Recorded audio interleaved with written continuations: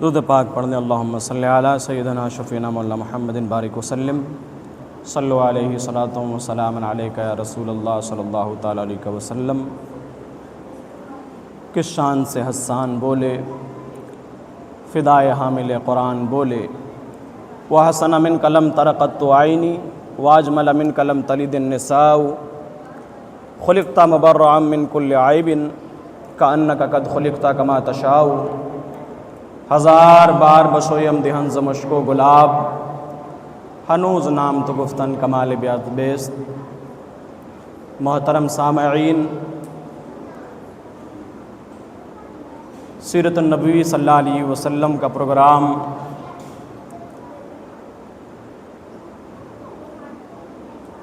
بڑے تذکر و احتشام کے ساتھ منایا جا رہا ہے۔ اللہ آپ تمام حضرات کو توفیق دے کہ اس میں شرکت کریں۔ جیسا کہ کل آپ حضرات نے سماعت کیا تھا، اللہ کے رسول صلی اللہ علیہ وسلم مدینے کی جانب ہجرت کر جاتے ہیں۔ آپ قبیلہ بنو سالم میں کئی دنوں تک قیام فرماتے ہیں۔ اس سے پہلے قبیلہ بنو نجار میں آپ نے قیام فرمایا اور وہیں رک کر کے اللہ کے رسول صلی اللہ علیہ وسلم نے مسجد قباء کی تعمیر فرمائی، اور یہ مسلمانوں کی سب سے پہلی مسجد ہے جو عبادت کے لیے بنایا گیا۔ آج بھی مسجد قباء یہ موجود ہے۔ پھر اللہ کے رسول صلی اللہ علیہ وسلم جب قبیلہ بنی سالم میں تشریف لائے تو آپ نے سب سے پہلا جمعہ وہاں پڑھا اور وہیں خطبہ دیا، اور وہی مسجد جو آج مسجد الجمعہ کے نام سے مشہور ہے۔ ادھر صحابہ کرام اللہ کے رسول صلی اللہ علیہ وسلم کے منتظر ہیں کہ اللہ کے رسول صلی اللہ علیہ وسلم تشریف لائیں گے۔ روزانہ لوگ اللہ کے رسول صلی اللہ علیہ وسلم کا انتظار کرتے۔ جب اللہ کے رسول صلی اللہ علیہ وسلم وداع کی گھاٹیوں سے ہو کر کے مدینہ میں داخل ہوئے تو بڑا پرزور استقبال ہوا۔ لوگ اپنے گھروں سے نکل آئے، ہتھیاروں کے ساتھ، تلواروں کے ساتھ۔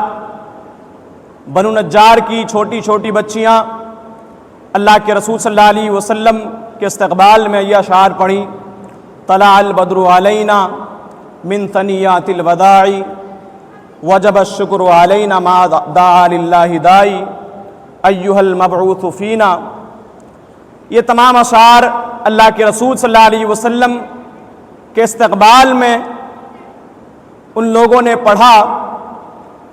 اب باری اس بات کی تھی کہ اللہ کے رسول صلی اللہ علیہ وسلم کس کے یہاں ٹھہرے۔ ہر صحابی کی یہ خواہش تھی کہ اللہ کے رسول صلی اللہ علیہ وسلم ہمارے مہمان بنے، ہمارے گھر کو شرفیاب کریں۔ لیکن اللہ کے رسول صلی اللہ علیہ وسلم نے فرمایا میری اونٹنی کی مہار چھوڑ دو، جہاں وہ جا کر کے بیٹھ جائے گی میں اسی کے ہاں قیام فرماؤں گا۔ تو اونٹنی آج جہاں مسجد نبوی ہے وہیں جا کر کے بیٹھ گئی، اور وہیں سے بالکل قریب حضرت ابو ایوب انصاری کا مکان ہے۔ اس موقع پر علامہ بدر الدین علی الرحمٰن نے بخاری کی شرح میں ایک بڑی پیاری بات لکھی ہے، اور کہ حضرت ابو ایوب انصاری کے مکان میں، حضرت ابو ایوب انصاری کے مکان کے سامنے اونٹنی کیوں بیٹھی، اس کی وجہ کیا تھی؟ تو بیان فرماتے ہیں کہ یمن کا بادشاہ آقا کائنات صلی اللہ علیہ وسلم کی ولادت سے 1000 سال قبل طبع اول اس نے سب سے پہلے مکۃ المکرمہ پہنچا اور وہاں سے طواف سے فراغت کے بعد یثرب کی جانب روانہ ہوا، اور اس کے ساتھ 400 علماء کرام موجود تھے جو اس وقت کے آسمانی علوم کے ماہر تھے۔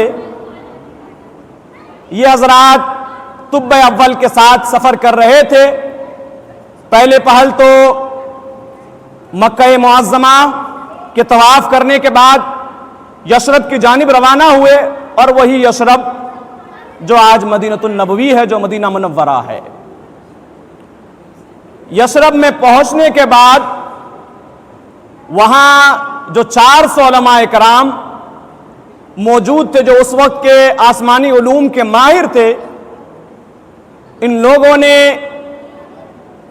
وہاں کے نشانات کو دیکھنے کے بعد آپس میں یہ فیصلہ کیا کہ اب ہم یمن دوبارہ واپس نہیں جائیں گے، بلکہ ہم یہی بس جائیں گے۔ طبع اول اس کو بڑی فکر لاحق ہوئی کہ ہر جگہ آپ لوگ میرے ساتھ رہے، ہر جگہ آپ لوگ میری رہنمائی کرتے رہے، لیکن اب ہمارے ساتھ کیوں نہیں جانا چاہتے؟ وہاں آسائشیں موجود ہیں، وہاں محلات موجود ہیں، ان ساری چیزوں کو چھوڑ کر کے آپ ان کھنڈرات میں کیوں نہ رہنا چاہتے ہیں؟ یہاں تو وبائیں ہیں، بیماریاں ہیں، یہاں آپ حضرات کیوں رہنا چاہتے ہیں؟ اس نے وجہ جاننے کی کوشش کی۔ تو اس وقت یعنی آقا کائنات صلی اللہ علیہ وسلم کی ولادت سے 1000 سال قبل ان علماء کرام نے کہا کہ ہم نے جو آسمانی کتابوں میں پڑھا ہے، جن نشانات کو ان کتابوں میں لکھا گیا ہے کہ نبی آخر الزمان صلی اللہ علیہ وسلم جن کا نام محمد رسول اللہ صلی اللہ علیہ وسلم ہوگا، وہ یہاں ہجرت کریں گے۔ ولادت تو کہیں اور ہوگی، لیکن وہ یہاں ہجرت فرمائیں گے۔ تو ہم یہ چاہتے ہیں کہ ہم یہی ان کا انتظار کریں، اس وجہ سے ہم اب یمن واپس نہیں جانا چاہتے۔ تو طب اول نے کہا کہ اگر تم نہیں جانا چاہتے، آپ حضرات یمن نہیں جانا چاہتے، تو میں جا کر کے کیا کروں گا؟ میں بھی آپ حضرات کے ساتھ یہی رہوں گا۔ اور یہ علماء کرام ایسے تھے جنہوں نے شادیاں نہیں کی تھی، اور یہ لوگ آقا کائنات صلی اللہ علیہ وسلم کی ولادت کا انتظار کر رہے تھے کہ آقا کائنات صلی اللہ علیہ وسلم کی ولادت ہوگی، ہم ان پر ایمان لے کر کے آئیں گے۔ یعنی آقا کائنات صلی اللہ علیہ وسلم کی میلاد کا انتظار کیا جا رہا ہے 1000 سال قبل۔ آج لوگ باتوں باتوں میں کہہ دیا کرتے ہیں کہ نبی کو تو نبوت 40 سال بعد ملی۔ معاذ اللہ، جملہ سنبھالو، اپنے قلم کو سنبھالو، اس لیے کہ ایمان کا جنازہ نہ نکلنے پائے۔ نبوت اللہ کے رسول صلی اللہ علیہ وسلم ارشاد فرماتے ہیں کہ میں اس وقت سے نبی ہوں جس وقت آدم مٹی اور پانی کے درمیان تھے۔ تو تم کہتے ہو کہ نبی آخر الزمان صلی اللہ علیہ وسلم کو نبوت 40 سال کے بعد ملی۔ نبوت تو جس وقت حضرت آدم علیہ السلام مٹی اور پانی کے درمیان اسی وقت مل گئی تھی۔ ہاں، اعلان نبوت 40 سال کے بعد فرمایا۔ 1000 سال قبل آقا کائنات صلی اللہ علیہ وسلم کی ولادت کا انتظار کیا جا رہا ہے۔ اب طب اول نے ان 400 علماء کرام کے لیے وہی مدینہ میں 400 مکانات تعمیر فرمائے۔ صرف مکانات تعمیر نہیں فرمائی، بلکہ ساتھ ہی اس نے یہ سوچا ہو سکتا ہے کہ ان حضرات کی عمر وفا نہ کرے اور ان سے ملاقات نہ کر پائیں، تو اس وجہ سے یہ علماء کرام جو بغیر شادی کے رہ رہے تھے، ان کے لیے 400 باندیاں خریدی اور ان باندیوں کو آزاد کر کے ہر علماء اکرام، ہر عالم کے نکاح میں ایک ایک عورت کو دیا اور ان کا گھر بسایا، اس وجہ سے کہ اگر یہ نبی آخر الزماں صلی اللہ علیہ وسلم کا دیدار نہ کر پائیں لیکن ان کی اولادیں نبی آخر الزماں صلی اللہ علیہ وسلم کا دیدار کریں گی۔ اور ساتھ ہی اللہ کے رسول صلی اللہ علیہ وسلم کے لیے ایک گھر بنایا، وَبَنَا دَارًا لِلنَّبِيِّ صلی اللہ علیہ وسلم، اور وہ 2 منزلہ مکان تھا جسے اللہ کے رسول صلی اللہ علیہ وسلم کے لیے تعمیر کیا گیا تھا۔ تو اول نے یہ تمام کام مکمل فرمائے اور ساتھ یہ خط بھی لکھا۔ اس نے یہ سوچا کہ ہو سکتا ہے کہ ہماری عمر وفا نہ کریں، تو اس وجہ سے اس نے ایک خط لکھا۔ خط کا مضمون بڑے اشعار کے ساتھ ہے۔ اس میں ایک شعر ہے، شہدت علی احمد انہ رسول اللہ من بار النسم، کہ میں گواہی دیا یا میں گواہی دیتا ہوں کہ جو محمد رسول اللہ صلی اللہ علیہ وسلم تشریف لانے والے ہیں۔ یہ اشعار لکھے، اشعار لکھنے کے بعد وہ پورے خط کو جو ہے اس نے ترتیب دینے کے بعد اس پر مہر بھی لگائی۔ مہر آپ ذرا اہتمام دیکھیں، آج اگر کوئی ایک جھنڈا لگا لیتا ہے، آج اگر کوئی اپنے گھر میں چھوٹی سی لائٹ لگا دیا، وہ یہ کہتا ہے یہ تو فضول خرچی ہو گیا۔ حالانکہ آقا کی میلاد میں جو خرچ کیا جائے وہ فضول خرچی نہیں ہے، اس میں تو اجر و ثواب ملنا ہے۔ آپ ذرا دیکھیں کہ آقا کائنات صلی اللہ علیہ وسلم کی ولادت سے 1000 سال قبل طب اول کی دیوانگی کا عالم دیکھیں۔ اس نے خط لکھا، خط لکھنے کے بعد اس نے جو مہر لگائی، ختم بالذہب، سونے سے کندہ کر کے اس نے مہر لگائی۔ روشنائی کے ساتھ بھی مہر لگائی جا سکتی تھی، کسی نے تو یہ نہیں کہا یہ فضول خرچی ہو گیا، سونے سے کیا مہر لگانے کی ضرورت ہے۔ وہ یہ جانتے تھے کہ جس ذات کے لیے خط لکھا جا رہا ہے وہ بڑا عظیم ہے۔ اس نے سونے سے کندہ کر کے اس پہ مہر لگائی اور اس وقت کے جو سب سے بڑے عالم دین تھے ان علماء کرام میں ان کے سپرد کر دیا، اور ان علماء کرام کے اولادوں میں وہ منتقل ہوتا رہا یہاں تک کہ وہ ابو لیلہ کے پاس وہ خط پہنچا۔ اللہ کے رسول صلی اللہ علیہ وسلم جب مدینہ منورہ پہنچے، اونٹ جو ہے حضرت ابو ایوب انصاری کے مکان کے پاس اس لیے رکا کہ وہ وہی مکان تھا جو طب اول نے تعمیر کرایا تھا، اور وہی 2 منزلہ مکان تھا۔ اور علماء کرام بیان فرماتے ہیں، علامہ بدر الدینی نے لکھا ہے کہ وہاں مدینے میں جتنے بھی حضرات آباد تھے وہی علماء کرام کی اولادیں تھے، یہی اولادیں تھیں ان ساری۔ حضرت ابو ایوب انصاری وہی عالم دین جو ان میں سردار تھا، جو سب سے بڑا عالم دین تھا، انہی کی اولاد میں حضرت ابو ایوب انصاری تھے۔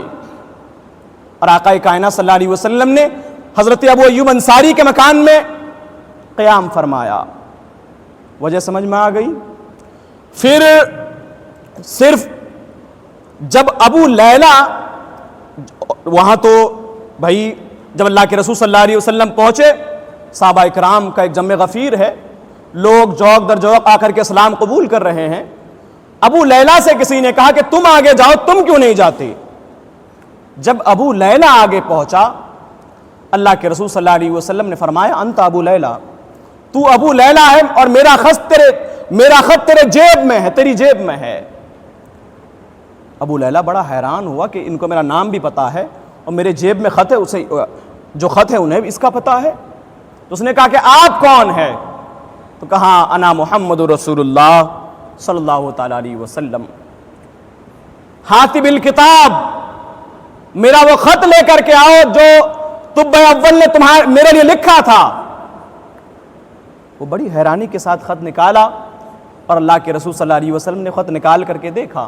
آپ ذرا یہ بات بتائیں، جو لوگ یہ بات کرتے ہیں کہ اللہ کے رسول صلی اللہ علیہ وسلم کو علم غیب نہیں ہے، وہ غیب کا علم نہیں جانتے، 1000 سال پہلے وہ خط لکھا گیا ہے، اور جو شخص آ رہا ہے کبھی اس سے ملاقات نہیں ہوئی ہے، اس کے جو جیب میں خط ہے اس کے بارے میں بھی اللہ کے رسول صلی اللہ علیہ وسلم نے کسی سے پوچھا نہیں ہے یا کسی سے جانچ پڑتال نہیں کی ہے، بلکہ خود فرما رہے ہیں حاتب الکتاب، کتاب لے کر کے آؤ، میرا خط لے کر کے آؤ۔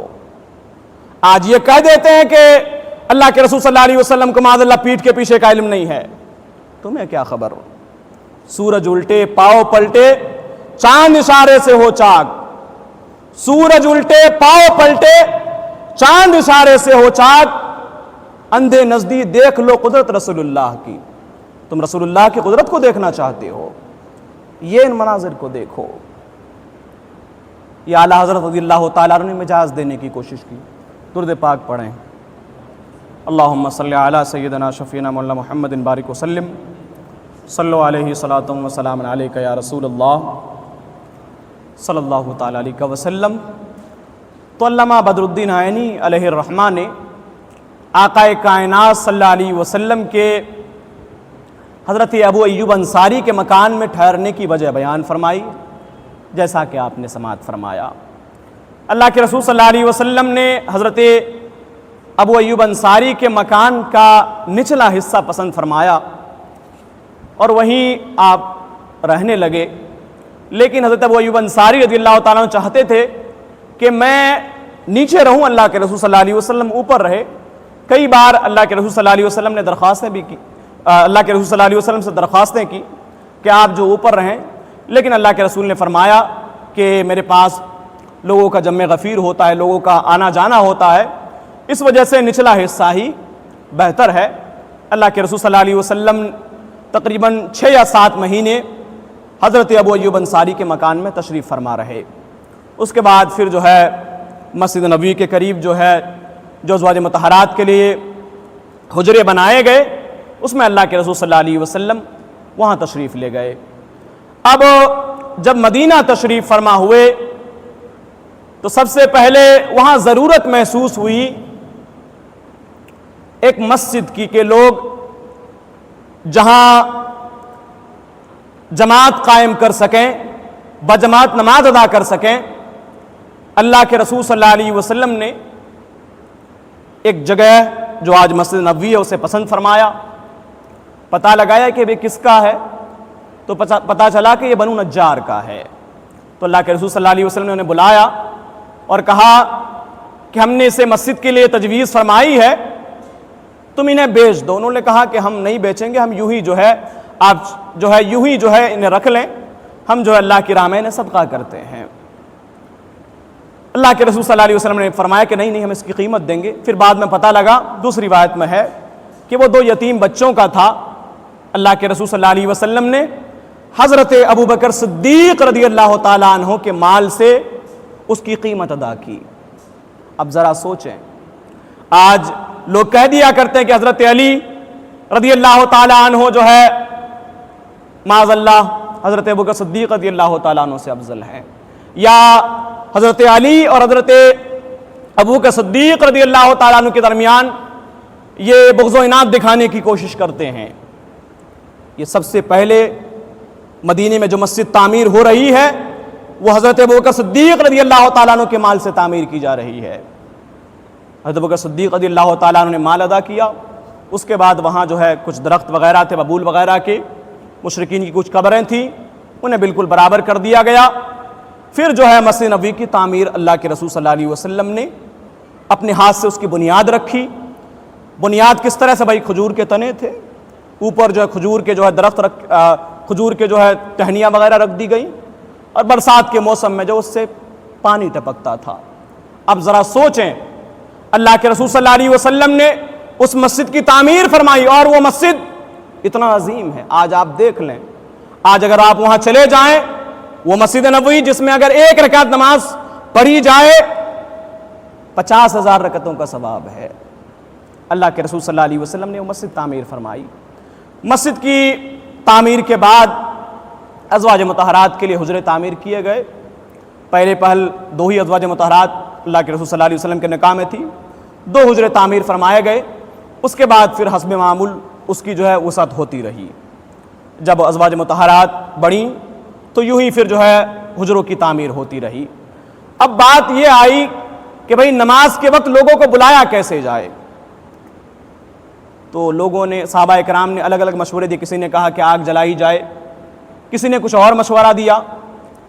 حضرت عمر فاروق رضی اللہ تعالیٰ عنہ نے یہ مشورہ دیا کہ حضرت بلال رضی اللہ تعالیٰ عنہ نماز کے وقت جا کر کے، آبادیوں میں جا کر کے الصلاۃ جامعۃ کہہ دیں، لوگوں کو سمجھ میں آ جائے گا کہ نماز کا وقت ہو گیا ہے، تمام حضرات جو ہے نماز کے لیے تشریف لائیں گے۔ کئی دن تو گزرے، لیکن حضرت زید بن انصاری رضی اللہ تعالی عنہ نے خواب میں دیکھا کہ انہیں کوئی اذان کے کلمات کہلوا رہا ہے، اور اذان کے کلمات وہی تھے جو آج ہم اذان میں کہتے ہیں۔ حضرت عمر فاروق رضی اللہ تعالیٰ نے بھی ایسا ہی خواب دیکھا، اسی طرح سے آقا کائنات صلی اللہ علیہ وسلم نے بھی خواب میں ایسا ہی دیکھا۔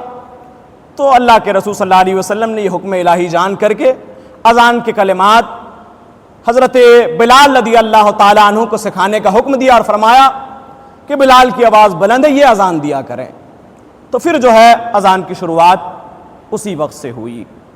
اللہ کے رسول صلی اللہ علیہ وسلم جب مدینے میں تشریف فرما ہوئے، مدینے کی آب و ہوا بڑی خراب تھی، صحابہ اکرام بیمار ہونے لگے، حضرت علی بیمار پڑ گئے، حضرت بکر صدیق رضی اللہ تعالیٰ عنہ بیمار پڑ گئے۔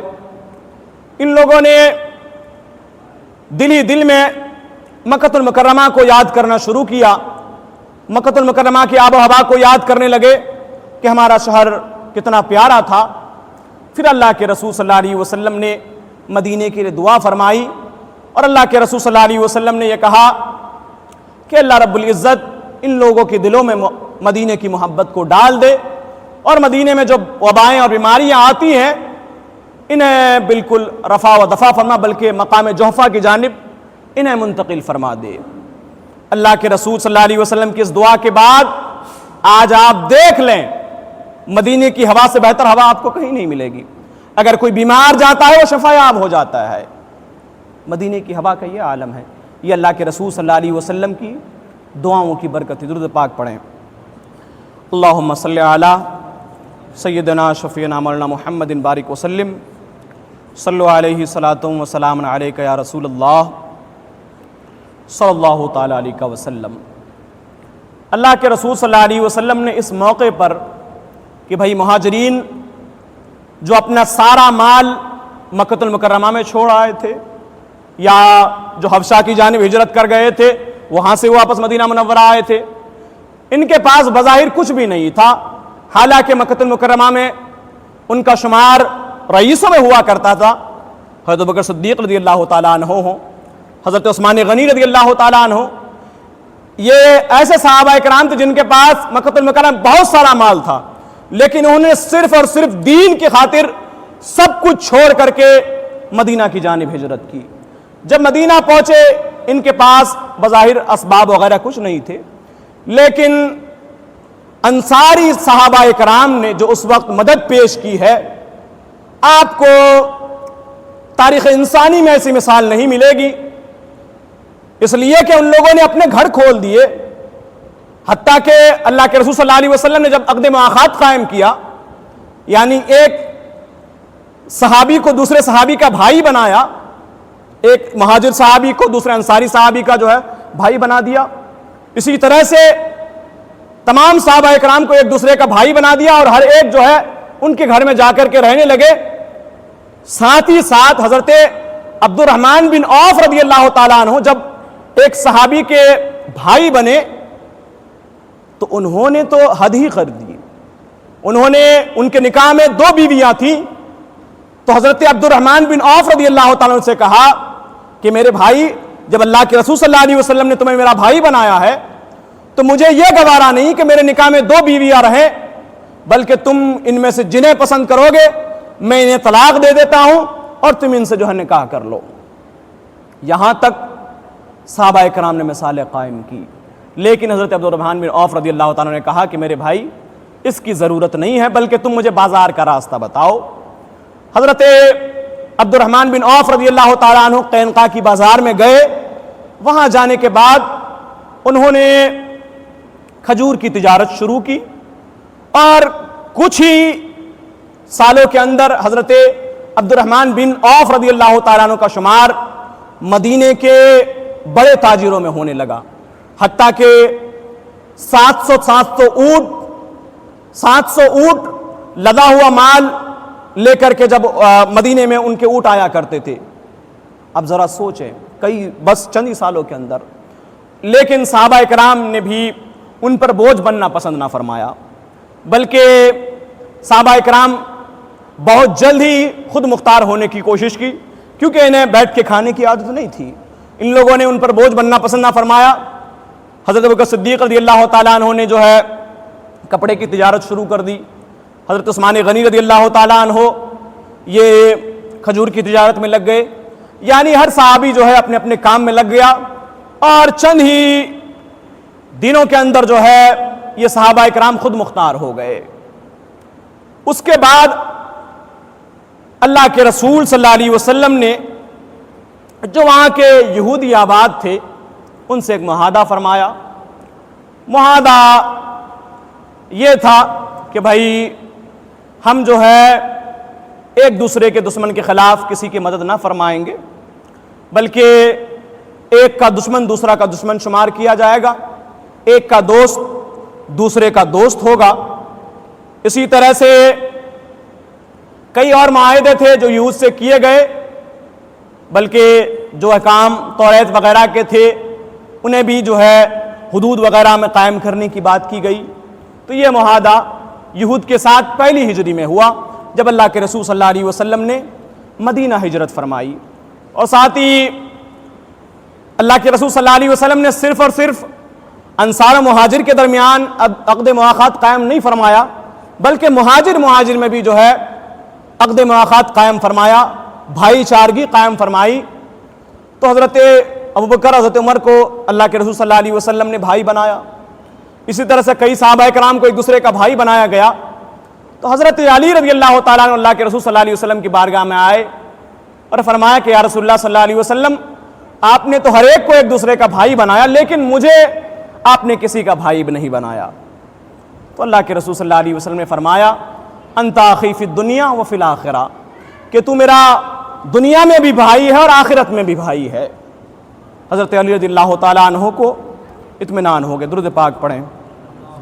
اللہم صلی علی سیدنا شفینا مولانا محمد بارک وسلم، صلو علیہ صلاۃ و سلام علیک یا رسول اللہ صلی اللہ تعالیٰ علیہ وسلم۔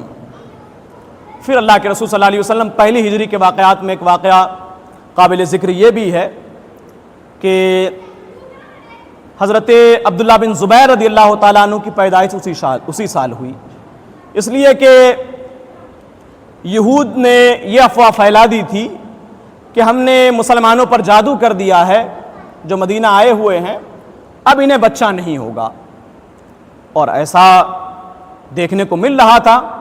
تو جب حضرت عبداللہ بن زبیر رضی اللہ تعالیٰ عنہ کی پیدائش ہوئی تو یہ لوگ پھر خاموش ہو گئے۔ اللہ کے رسول صلی اللہ علیہ وسلم کی بارگاہ میں حضرت عبداللہ بن زبیر رضی اللہ تعالیٰ عنہ کو پیش کیا گیا۔ حضرت عبداللہ بن زبیر رضی اللہ تعالیٰ عنہ کے دہن میں اللہ کے رسول صلی اللہ علیہ وسلم نے اپنا لعاب دہن ڈالا، یعنی سب سے پہلی غذا جو حضرت عبداللہ بن زبیر رضی اللہ تعالیٰ عنہ کو ملی وہ اللہ کے رسول صلی اللہ علیہ وسلم کا لعاب دہن تھا۔ تو یہ پہلی ہجری کے جو قابل ذکر واقعات تھے یہ بیان کر دیے گئے، اور ساتھ ہی ساتھ اللہ کے رسول صلی اللہ علیہ وسلم نے مسلمانوں کے اسی سال جو ہے پھر نمازوں کا بھی اضافہ ہوا، یعنی پہلے پہل جو ہے 2 رکعت نمازیں تھیں، جیسے فجر میں بھی 2، ظہر میں بھی 2، عصر میں بھی 2، اسی طرح سے عشاء میں بھی 2۔ تو اللہ کے رسول صلی اللہ علیہ وسلم جب مدینہ پہنچے تو پہلی ہجری میں ہی جو ہے ظہر کی 4 رکعت ہوئی، عصر کی 4 رکعت ہوئی، عشاء کی 4 رکعت ہوئی، اور آج بھی جو ہے حالت سفر میں وہ 2 ہی ہو جاتی ہیں، پھر یعنی جو 2 اصلی حالتیں اسی پر لوٹ آتی ہیں۔ اب جو کوئی اگر مسافر ہے وہ 2 ہی رکعت ادا کرے گا۔ تو یہ پہلی ہجری کے واقعات ہیں، طبیعت بھی ساتھ نہیں دے رہی ہے، انشاءاللہ کل پھر یہاں سے بیان کیا جائے گا۔ وآخر الدعوان الحمدللہ رب العالمین۔ پڑھیں استغفر اللہ ربی من کل ذنب واتوب الیہ۔